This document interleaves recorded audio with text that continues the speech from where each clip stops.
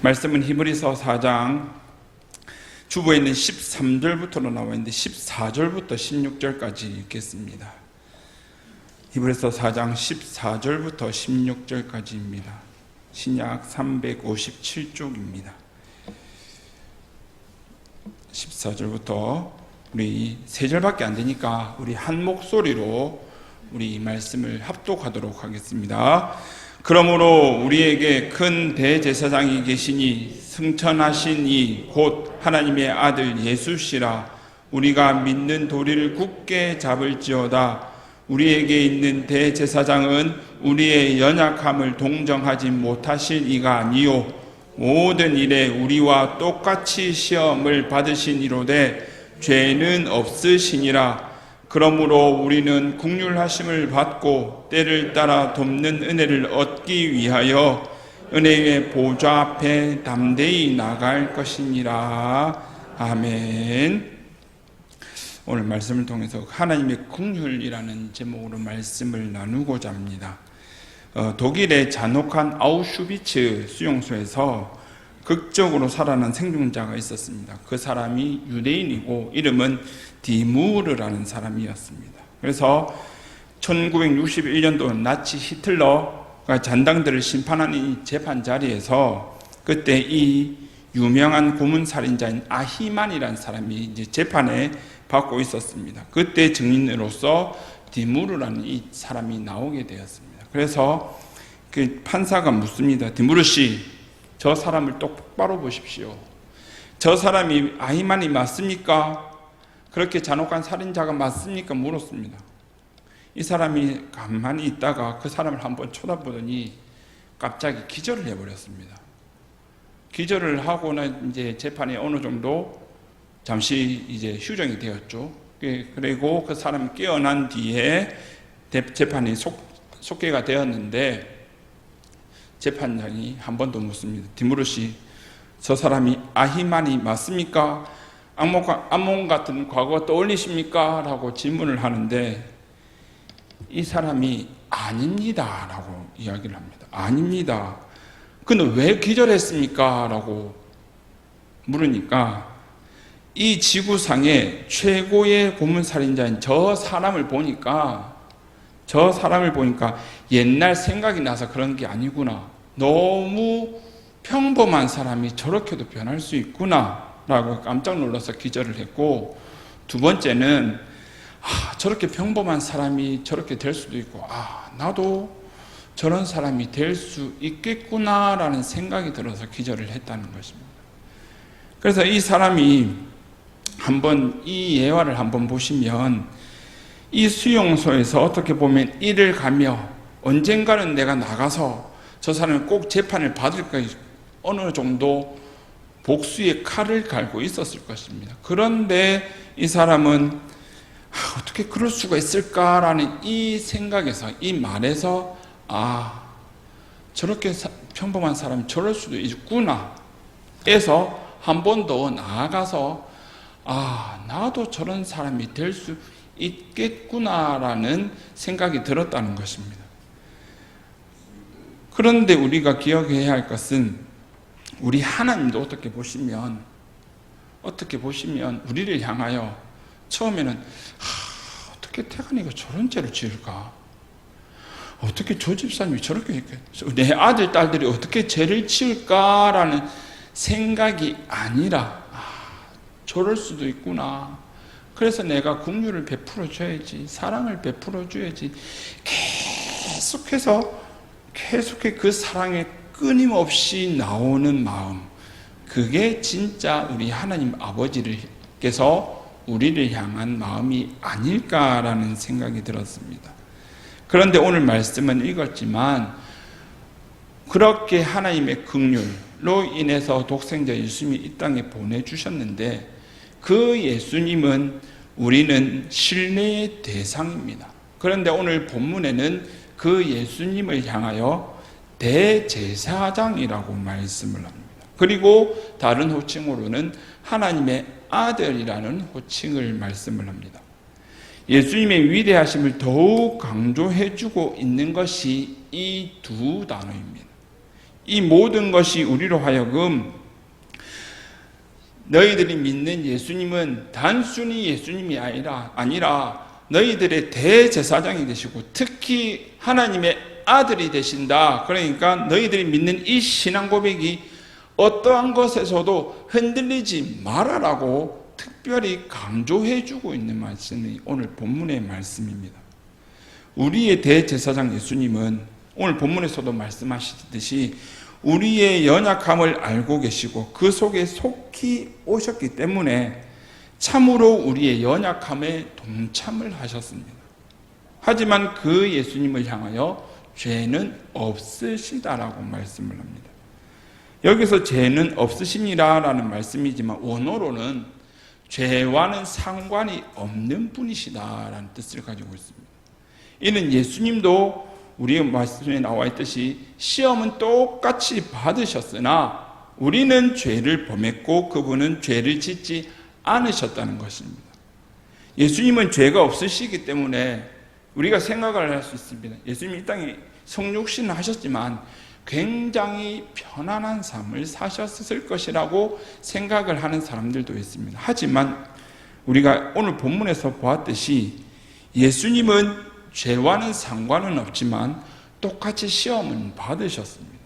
예수님의 이 무죄성은 인간의 몸을 입고 성육신 하셔서 그리고 이 상의 삶 가운데서 빚어지는 여러 가지 유혹과 부단한 투쟁 가운데서 승리를 하셔서 죄가 없으신 거고, 우리는 원죄도 있었지만 우리의 자범죄는 우리는 그렇게 투쟁하고 세상의 가운데 싸우는 가운데서 우리는 승리가 아니고 질 수밖에 없는 싸움. 그래서 싸우고 있기 때문에 우리는 죄가 있다는 것입니다. 우리는 결코 예수님의 삶이 절대적으로 이 땅에 오셔서의 삶은 편안한 삶이 아니라 죄와 싸워서 언제든지 싸우셨고 그리고 그것에서 승리하셨다고 우리에게 말씀을 하셨습니다. 그래서 오늘 본문에서는 예수님께서 우리의 대제사장이 되시기 때문에 너희들은 오늘 16절의 말씀을 보면 너희는 은혜의 보좌 앞에 담대히 나아가라고 말씀을 합니다. 담대히 나아가라고 말씀을 합니다. 그렇다면 은혜의 보좌가 무엇인가 한번 띄워주십시오.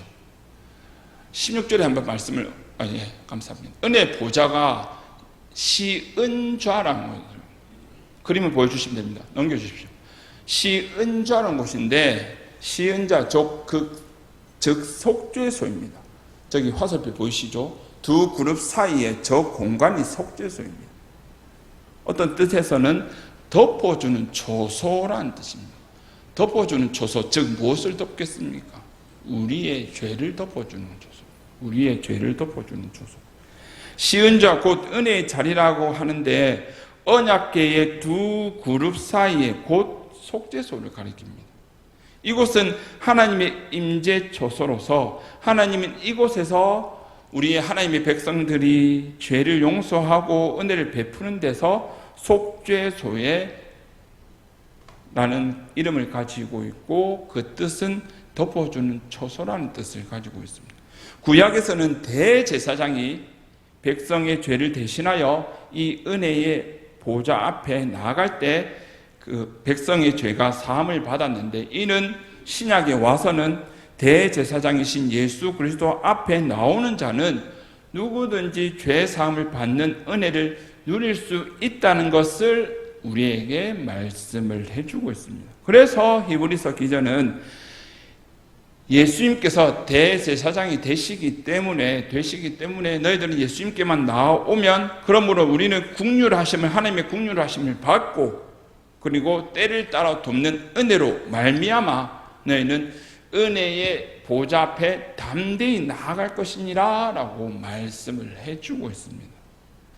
우리의 대제사장이신 예수님께서 이루신 일을 생각할 때 성육신 하시고 그리고 이 세상에서 여러 가지 상황 가운데서 싸워서 승리하시고 마지막에는 십자가에 못 박혀 죽으시고 그리고 부활하신 이 상황만 봐서도 그 예수님께 나아가는 자는 은혜의 보좌 앞에 나아갈지니라 라고 이 말씀만 보아도 우리는 더 이상 예수 그리스도로 인해서 하나님 앞에 나아갈 수 있는 그 어떠한 장애물도 있을 수가 없다는 것을 우리에게 다시 한번 확신을 주시는 말씀인 것입니다. 이 말씀은 즉 하나님의 주권성 그리고 인간에 대한 하나님의 영원하고 한없는 사랑을 나타내주는 말씀이 오늘 본문의 세 절입니다. 히브리서 4장 14절, 15절, 16절. 그런데 오늘 16절에 보시면 은혜의 보좌에 나아가기 위해서는 제일 먼저 나오는 단어가 무슨 단어냐? 긍휼이라는 단어입니다. 긍휼. 이 자리에 계신, 그리고 이 예배 자리에 계신 수요 기도에 나오신 우리 모든 성도님들은 하나님의 은혜와 긍휼을 받은 주의 백성들, 즉 그런 긍휼과 은혜를 받았기에 또 하나님께서 때를 따라 돕는 은혜를 주시기 위해서 이 자리에 불러주신 줄 믿습니다. 하나님의 은혜와 긍휼을 받은 사람들에게는 그런데 반드시 따라오는 책임이 있습니다.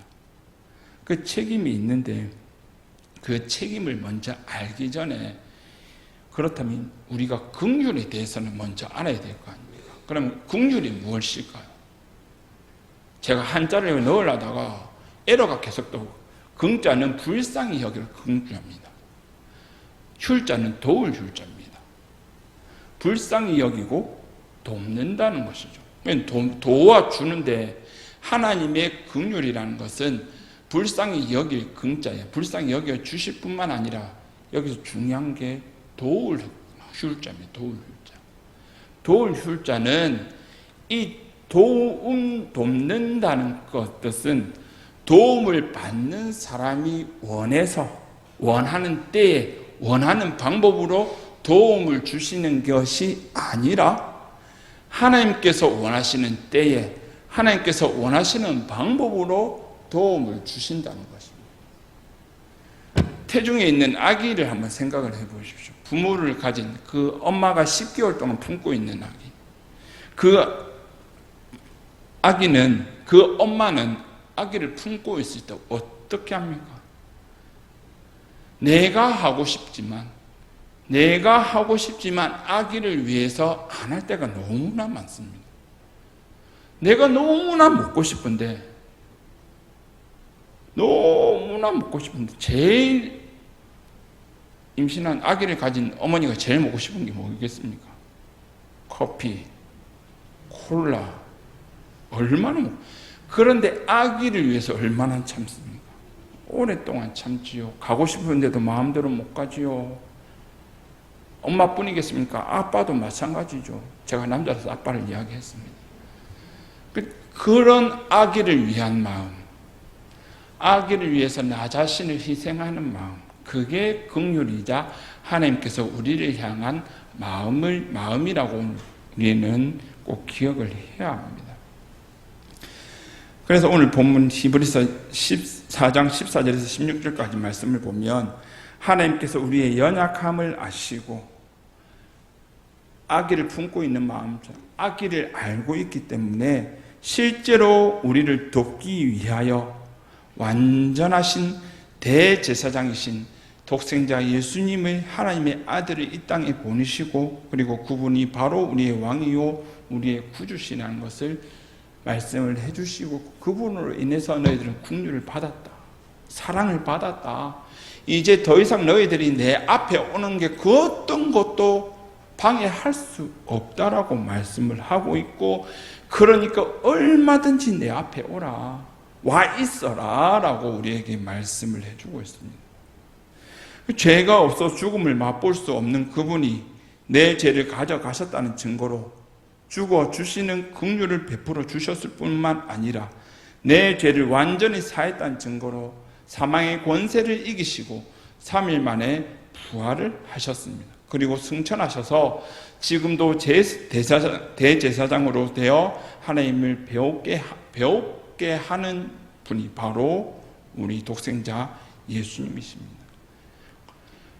신약시대에 처음으로 오셔서 예수님께서 우리를 위하여 십자가 못 박혀 죽으신 그 은혜뿐만이 아니라 지금도 우리 하나님 아버지께 나올 수 있게 해주신 분이, 지금도 역사해 주시는 분이 바로 독생자 예수님이십니다.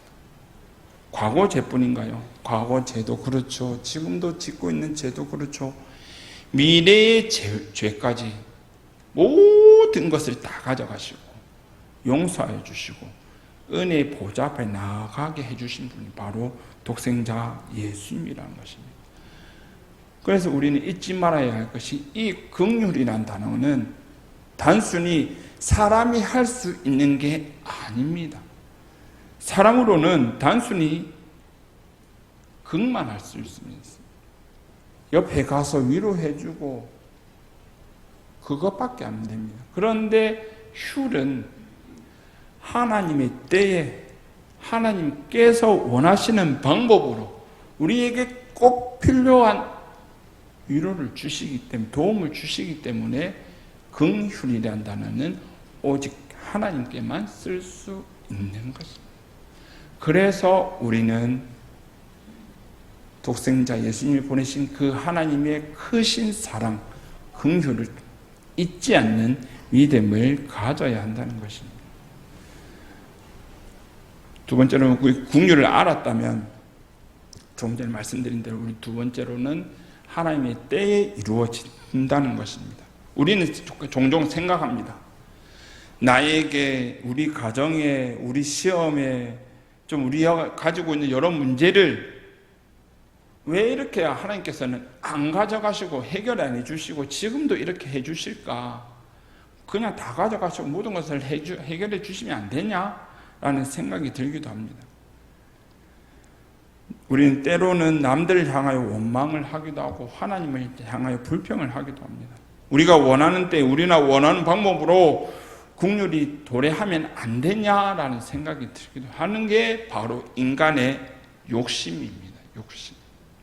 그런데 하나님의 긍휼이라는 때는 조금 전에 말씀드린 대로 때로는 나이가 원하는 때가 올 때도 있지만 그렇지 않을 때가 많다는 것을 꼭 기억을 하시기를 바랍니다. 예를 들어서 요한복음 11장의 말씀을 보면 마리아와 마르다 자매가 이야기가 나오죠. 그리고 나사로가 병들었을 때에 사람을 예수님께 보냅니다. 그런데 예수님께서 바로 오셔서 고쳐주시면 되는데 이틀을 더 유하게 됩니다. 그리고 그 이후에 유대로 가자라고 제자들을 재촉하시고 하셔서 이틀 뒤에 돌아오게 되시죠. 그리고 돌아왔을 때는 나사로가 죽은 지 이미 나흘이 되었다고 말씀을 합니다. 이것을 예수님의 의도적 지체라고 표현을 합니다. 그리고 요한복음 11장 33절의 말씀을 보면 마리아와 마르다 누이가 우는 것을, 그리고 함께 온 사람들이 우는 것을 보시고 예수님께서 심령의 비통히 여기시고 불쌍히 여기셨다라고 말씀을 합니다. 우리 인간은 누군가가 죽으면 장례식장에 가서 함께 울어주는 것밖에 할 수 없습니다. 그게 긍입니다. 긍휼의 긍자죠. 그래서 불쌍히 여기는 것 말고는 할 수 있는 게 없습니다. 그런데 하나님은 불쌍히 여기시는 긍뿐만 아니라 마르다와 이 나사로를 살리신 사건만 봐도 그 죽음 앞에서도 실제적으로 도우시는 휼을 성취하시는 부활의 주님이 되신다는 것을 마리아와 마르다에게, 그리고 그 무리들에게 보여주고 있는 사건이 나사로를 살리신 사건입니다. 우리는 인생을 살다 보면 왜 나만 겪는 고난이냐고 하나님께 푸념할 때도 너무나 많습니다. 마리아와 마르다처럼 왜 살아있을 때 오셔서 긍휼을 베풀어 주시지, 우리가 원하는 방법과 우리가 원하는 때가 아니라 왜 하필이면 이때 오셨을까? 라고 하나님께 원망, 불평, 불만할 때가 많습니다. 하나님, 왜 아프게 해주십니까? 왜 수술하게 하십니까? 그냥 안 아프게 해주시면 안 됩니까? 할 때가 너무나 많다는 거죠. 우리의 너무나 작은 생각을 하나님 앞에 맞추려고 하지 말고, 하나님의 크신 계획은 우리는 다 알 수 없지만 그런 가운데, 이 어려운 가운데, 이 어려운 상황 가운데도 하나님은 지금도 나에게 긍휼을 베풀어 주시는 한 과정 중에 있다고 생각을 하고, 주님의 때에 주님의 뜻이 나에게 이루어질 것이라는 확실한 믿음만 가지고 있으면 하나님의 한없는 사랑과 긍휼이 넘치는 삶을 살 수 있다는 것을 꼭 기억을 하시기를 바랍니다. 그렇다면 우리가 하나님의 그 크신 사랑과 긍휼을 받은 자라면 가져야 할 책임이 있습니다. 그 책임이 무엇이냐? 하나님의 사랑은 내가 잘해서 받은 겁니까? 아니면 내가 똑똑해서 받은 겁니까? 아니면 믿음이 좋아서 받은 겁니까? 하나님께서 거저 주신 겁니다. 거저 주신 거니까 어떻게 해야 되겠어요? 거저 주어야죠. 누구에게요? 내 이웃들에게, 믿지 않는 가족들에게, 자녀들에게, 우리 부모님들에게 거저 주어야죠. 언제까지요? 내가 할 수 있는 데까지. 내가 할 수 있는 데까지. 제가 광고 시간에 말씀드렸지만 솔직히 제가 목사님 800만 넘을 겁니다. 반신반의했습니다. 제가 믿음이 너무나 부족해서 막 반신반의했습니다. 그러면서 목사님도 내기를 하나 거셨거든요. 그건 뭔지는 말씀 못 드리겠습니다. 그래서 저는 당당하게 800만 원 안 넘는 식사를 대접하겠습니다. 와, 놀라운 은혜, 이 많은 것을 저는 오늘 이번에도 체험을 했습니다. 이번뿐만이 아니라 지금 우리 교회가 목사님 다시 오시고 나서 헤쳐나가야 할 길이 너무나 많습니다. 많지만 우리는 그것도 헤쳐나갈 뿐만 아니라 하나님의 계획하신 대로 하나님 따라가야 될 뿐만 아니라 우리 주위에 너무나 연약한 분들, 선교지를 비롯하여 우리 주위의 이웃들의 너무나 연약하신 분들, 그리고 우리 가족, 내 주위만 해도 너무나 연약하신 분들이 많습니다.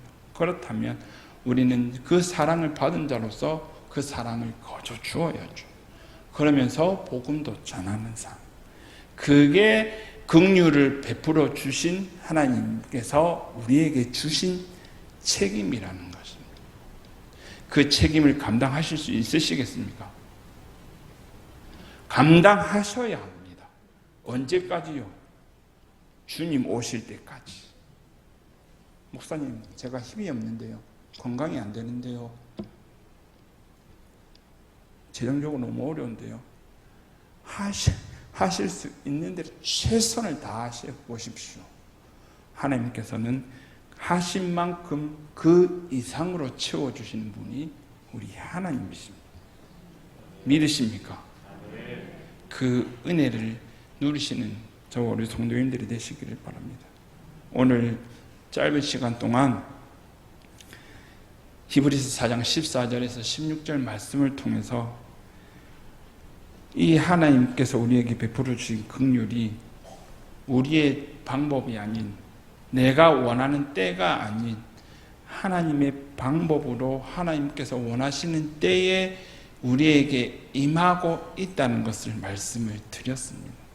그렇다면 지금도 우리는 그 긍휼을 받고 있는 자로서 어떻게 살아야 되는지까지 말씀을 드렸습니다. 그 어떻게 살지는 여러분께서 어떻게 삶을 살아가느냐에 달려 있습니다. 그 삶을 뒤에는 하나님께서는 더 크고 놀라운 은혜, 오늘 본문에서 나오는 때를 따라 돕는 은혜가 임한다는 것을 꼭 기억을 하시고, 하나님의 사랑과 긍휼을 받은 자로서 답게 그 믿음을 가지고 살아가실 뿐만 아니라 그 사랑을 전하는 삶, 표현하는 삶을 살아가셔서 복된 삶을 살아가시고 하나님께 칭찬받는 삶을 살아가시는 저와 우리 성도님들의 삶이 되시기를 주님의 이름으로 축원합니다.